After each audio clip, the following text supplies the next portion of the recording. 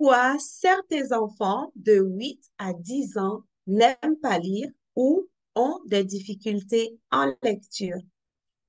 C'est une série de vidéos, de 4 capsules vidéo qui expliquent l'origine des difficultés de l'enfant à lire ou bien de sa démotivation envers la lecture. J'ai déjà publié la première capsule vidéo où j'ai parlé du fonctionnement du cerveau qui pourrait jouer un rôle très, très important concernant la motivation de l'enfant à lire ou non. Dans cette vidéo précédente, j'ai parlé du fait que certaines zones du cerveau sont mobilisées en ce qui concerne la lecture. Il y a certaines zones qui aident concernant l'intégration des mots et des sens liés à ces mots, puis la compréhension de toute une phrase. Il y a des zones qui sont spécialisées dans la reconnaissance visuelle des lettres et des mots dans une phrase et dans un texte. Et il y a d'autres zones du cerveau qui permettent de capter le son lié à chaque mot et de pouvoir euh, aider l'enfant à utiliser les bons sons concernant les bonnes lettres et les bons mots. Voilà.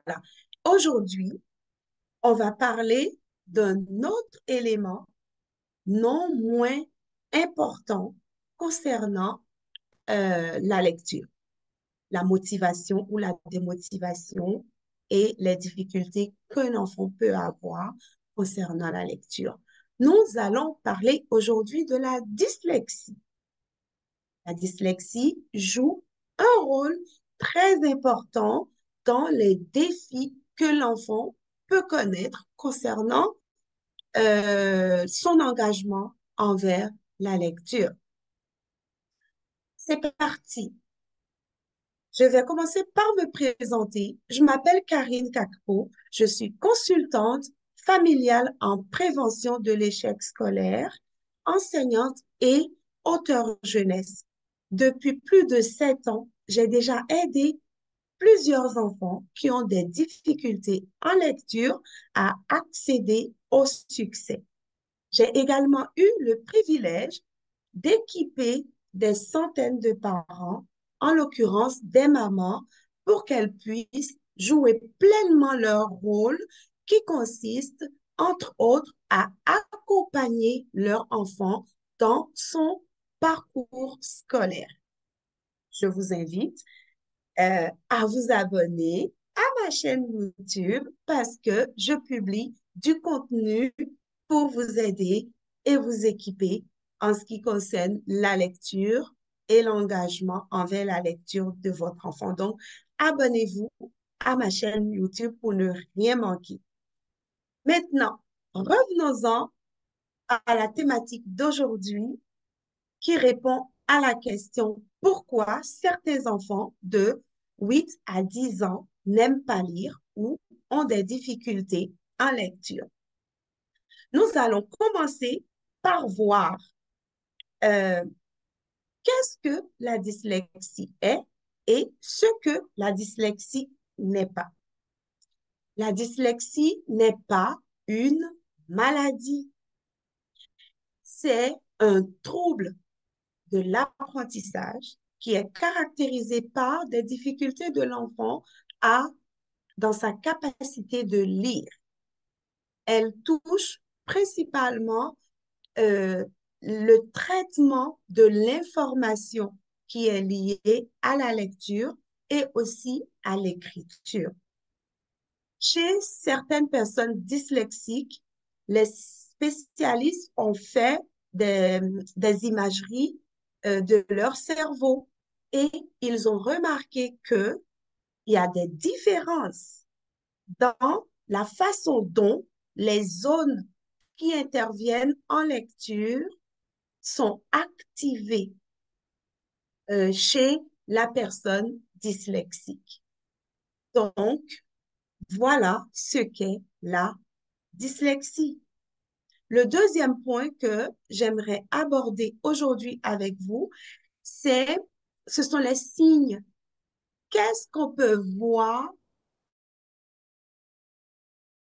qui va sonner la sonnette d'alarme pour dire, il se peut que ce soit de la dyslexie, j'irai investiguer plus profondément.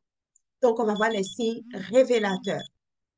Le premier signe, c'est quand votre enfant commence à lire et a des difficultés à décoder les lettres et les sons qui sont attribués à ces lettres-là ou à décoder les mots quand il lit. Et je ne parle pas de l'enfant qui commence à peine à étudier ces lettres de l'alphabet, là. Ça va beaucoup plus loin que ça. Donc, je parle principalement des enfants qui ont déjà un certain nombre d'années euh, d'apprentissage des sons et des lettres et aussi de lecture. Et vous remarquez que malgré ce nombre d'années, on voit que des acquis, il y a certains acquis qui ne sont pas encore fondés chez l'enfant. Donc là, il peut s'agir, comme je l'ai dit, de la difficulté en ce qui concerne l'apprentissage des lettres. Ça peut être aussi des erreurs qui viennent fréquemment quand l'enfant se met à lire. Et ces erreurs concernent euh, le son euh, de certains mots que l'enfant prononce mal ou bien la confusion dans certaines lettres de l'alphabet. Généralement, ça peut être la confusion du D avec le B et inversement, ou bien du P avec le Q et inversement. Donc là, et comme je l'ai dit, ce n'est pas un diagnostic déjà.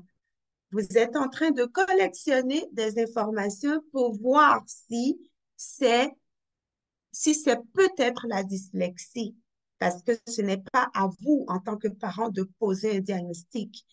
Alors, si ces problèmes persistent et vous voyez aussi qu'en plus de ces deux signes que je viens de nommer, l'enfant, quand il lit, c'est tellement laborieux pour lui la lecture où ça lui demande beaucoup d'efforts à décoder, à lire et à comprendre. Ça pourrait être des signes qui vont alerter qu'il se passe quelque chose où vous devez, sur lequel vous devez agir rapidement. Et le fait de, de collecter les informations, vous pouvez par la suite consulter un spécialiste concernant la dyslexie qui va faire une évaluation et poser son diagnostic. Et à partir du diagnostic qui est posé, vous pouvez dire que votre enfant a la dyslexie ou non. Mais sinon, on ne pose pas de diagnostic. En tant que parent, on va juste collecter les informations qui vont nous aider à aller voir un spécialiste. Voilà, pour avoir des éléments en main à lui présenter. Maintenant, nous venons de voir, pour conclure, la dyslexie. Qu'est-ce que la dyslexie est? Qu'est-ce qu'elle n'est pas? Nous avons vu aussi quelques signes qui pourraient alerter le parent pour que le parent collectionne des traces, des, euh, des informations, des données pour aller consulter un spécialiste qui va poser le diagnostic. D'où l'importance d'agir très rapidement, car plus tôt on agit, mieux ça aide l'enfant à pouvoir développer des stratégies, des méthodes qui vont compenser ce manque qui se trouve au niveau de ses neurones euh, principalement et de la génétique. Donc, ce n'est pas une maladie. c'est dans le traitement du cerveau et aussi dans l'analyse en ce qui concerne les neurones. Voilà. Maintenant, euh, je vous invite à vous abonner à ma chaîne YouTube. Je l'ai déjà dit, si ce n'est pas déjà fait, faites-le. Abonnez-vous pour ne rien manquer.